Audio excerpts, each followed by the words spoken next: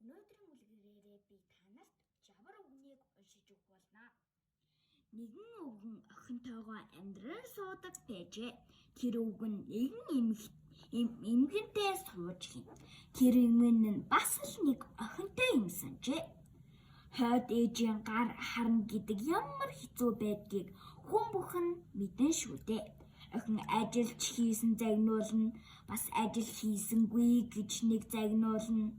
Харин эмгэн өөрийн охиноо хуруугаач хөдөлгөхгүй байхад ухаантай хэмээн толгойг нь илж өхөөрдөн.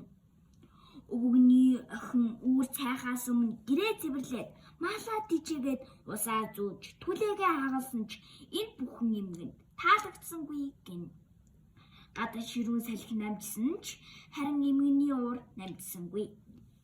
Тэгээд эмгэн өвгөний охиныг шийтгэхээ болжээ. Түүнийг аваад яв. Өвгөн минь хаашаа ч яваачаа өөрөө мэд. Харин миний нүднээс л холдуулаад байлаа. Жавартай аваачаа дээр гэж өвгөнд хэлв. Өвгөн арга тасан уйлж морой хөллөө. За суудаа охин минь. Суу гэлээ. Тэгээд нэг ч хүн амтангүй ойн гүнд хунгар цастай нэгэн гацуур модны доор орхиод явж гин. Өвгөний охин гацуур модны доор суугаад дагжин жигчэрч эхлэв. Тэгтэл гинт холгүйхэн жавар өвгөн сан хүүрэг савсуусаар гацуураас гацуур руу харайсаар ирж явна гин шүү. Тэгээд нөгөө гацуур модны доор хурч ирээд нэгэн охин байхыг олж үзээд "Дулаахан байна уу охин минь?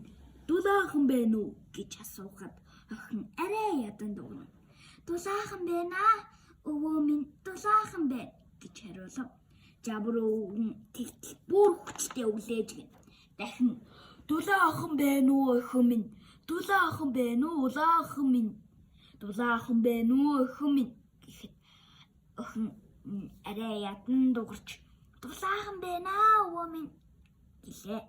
Тэгтэл жавар өвгөн охиныг өрөвдөд дулаан дээс нөмрүүлэн өдөн хүнчлөөр хужин дулаач болов гин. Өвгөн аав нь охиноо ирэхээр ойд ирч гинэ. Харин охин цайраа гэрэлтэн булган дээл нөмөрчихсэн алт эрдэнэс бэлгэсэлтийн дунд баяр хөөртэй байж байна гин шүү. Өвгөн баярлсаар охины бэлгэсэлттэй нь хамт чаргандаа суулгаад дахив. Харин эмгэн гэртээ бин хайрна. Нохой нь харин ширээн дороос ингэж хуцлаа.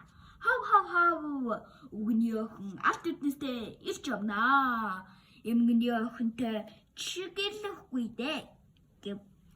Хаадаг онгоосоор алт эрдэнэсээр чимсэн охин орж ирэв. Харин түүний ард томоо гэрчийн авдар байхыг нь эмгэн олж үзээд гараа шургуулав гин. Тэгээд өвгөн "Алив өөр морхиллоорээ өвгөн. Охиныг минь өнөө хойруугаа аваачаад л" гэлээ.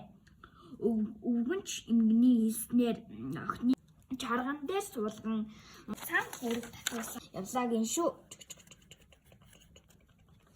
Тэгээд эмгэний охин ирүү ам тачигнын жижирч нөгөө жавартай ойд сууж байтал жавар өвгөн цан хүүрэг савсуусаар гацуураас гацуур харайсаар ирж явна гин. Тэгээд эмгэний охиныг олж үзээд "Дулаахан байна уу охин минь?"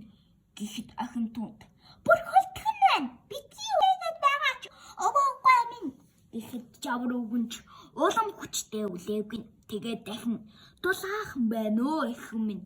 Дулаахан байна уу улаахан минь? Дулаахан байна уу охин минь" гэж асуув. Охин хариуд нь "Улам хөлтгөн байна. Үлээхээ болооч. Эндээс явж үз муухай өвгөн минь" гэхэд жавар өвгөн ихэд уурлан эмгэний охиныг барьж аваад хөлдөөч гэж гин. Эмгэн охиноо авчруулахаар өвгөнд "Алим морой хөллөөрэй. Охиныг минь хурдан аваад ир" гэд өвгөнийг ой руу явуулав. Өвгөн ч хэлснээр нь яваад өгөв. Тэгтэл нохой ширээн дороос ингэж хуцав. "Эмгэний охин жимсний ястай уут болоод ирнэ дээ. Харин жимсний сагстай уут барьсан цаасан хүн ч бүр дээр юм уу" гэж нохой инээн хуцаж өглөө. Харин охин нь чарган дээр жинхэнэ цасан хүн болчихсон бай. Эмгэн ихэд уулга алдсан ч оройцсон байлаа. Хүү өвгөн мөн ажилсаг бяцхан охин хоёр гэрээ буцаан аавн эмгэнийг гэрээсээ хөөж явуулан аз жаргалтай эрдэнэс баялагтай амар сайхандаа жаргаж гинэ.